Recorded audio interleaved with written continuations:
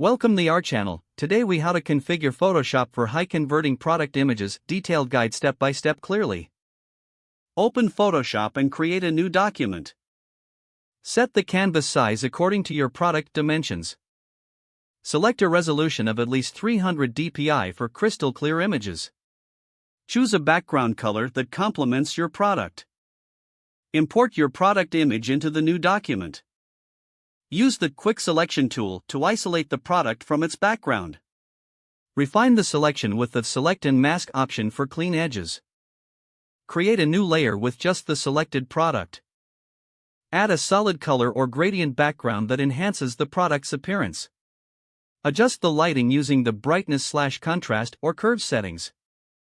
Make sure the colors are vibrant but still true to the product's appearance. Consider applying a subtle drop shadow for depth. Resize the image to ensure it fits well on e-commerce platforms. Use image size under the image menu to set appropriate dimensions.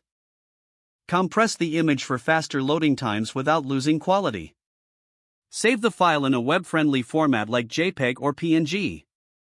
Check the final image for clarity and color accuracy. Prepare different versions if needed, for various platforms or formats.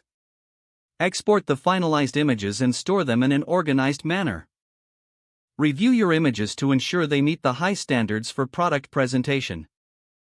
You are now ready to use your high-converting product images effectively. If the page does not load, refresh the browser or try again in a private or incognito window.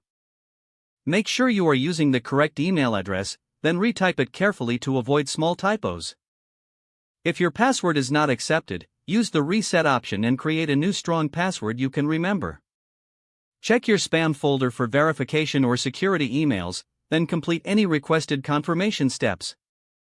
Enable two-factor authentication if available to improve account security and reduce unauthorized access risk. After signing in, review your profile details so your contact information and settings are accurate and current.